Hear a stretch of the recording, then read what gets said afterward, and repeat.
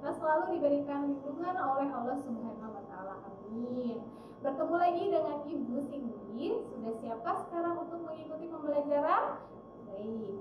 Motivasi dari Ibu untuk hari ini yaitu manjada wajada, yang artinya barang siapa yang bersungguh-sungguh akan meraih kesuksesan. Selamat mengikuti pembelajaran dari Ibu guru kalian. Tetap semangat. Bismillahirrahmanirrahim. Assalamualaikum warahmatullahi wabarakatuh. Selamat pagi anak-anak. Berjumpa lagi bersama saya Ibu Lana Suryasa Dewi dalam mata pelajaran konstruksi jalan dan jembatan.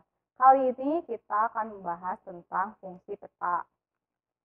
Fungsi peta secara umum dapat disimpulkan sebagai berikut. Yang pertama, menunjukkan posisi atau lokasi suatu tempat di permukaan bumi.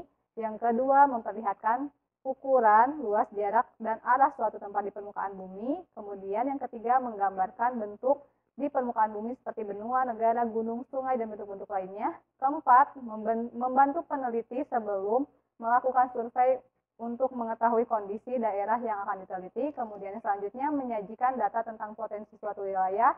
Kemudian selanjutnya, analisis untuk mendapatkan suatu kesimpulan. Yang selanjutnya, alat untuk menjelaskan rencana-rencana yang diajukan, dan alat untuk mempelajari hubungan timbal balik antara fenomena-fenomena atau gejala-gejala geografi di permukaan bumi. Kemudian berikut komponen-komponen atau kelengkapan peta, antara lainnya adalah judul peta, skala peta, proyeksi peta, legenda, petunjuk arah, simbol dan warna, sumber dan tahun pembuatan peta. Kali ini kita akan memfokuskan pada pembahasan skala peta.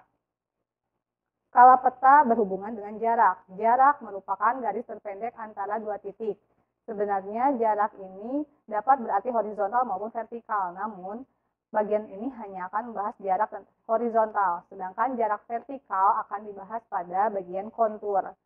Dengan bantuan peta yang diketahui skalanya, jarak antara dua titik di permukaan bumi dapat diperkirakan dengan jalan mengukur panjang jarak dua titik yang dicari jaraknya dengan menggunakan penggaris, kemudian hasilnya dikalikan dengan skala.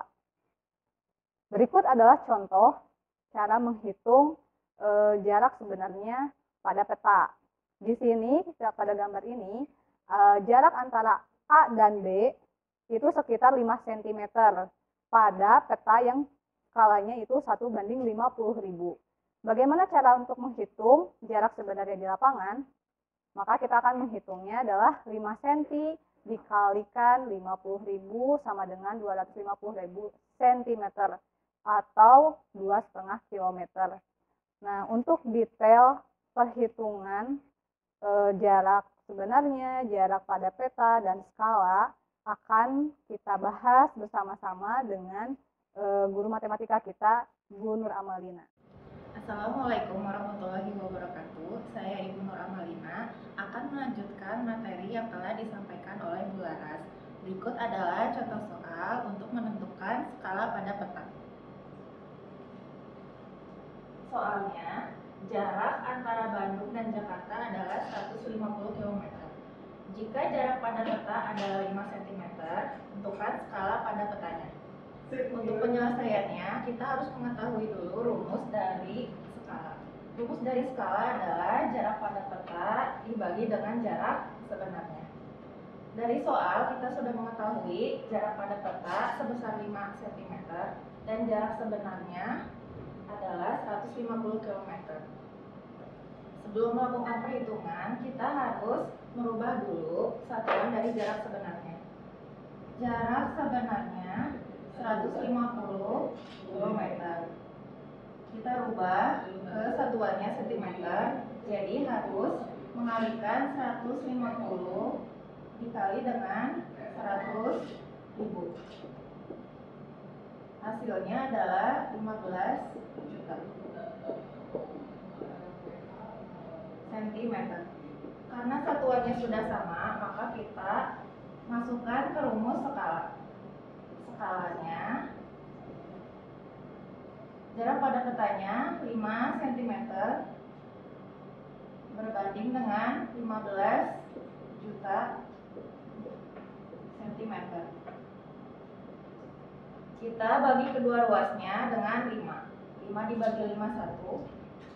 15 juta dibagi 5, 3 juta. Jadi skala pada petanya adalah 1/3 juta. Jadi untuk menentukan skala rumusnya adalah perbandingan jarak pada peta dengan jarak sebenarnya. Dari rumus skala kita juga bisa menentukan jarak sebenarnya dan jarak pada peta berdasarkan skala pada peta. Sekian penjelasan materi tentang konstruksi jalan dan jembatan. Semoga kalian dapat memahami materi yang telah kami sampaikan. Selamat belajar. Wassalamualaikum warahmatullahi wabarakatuh.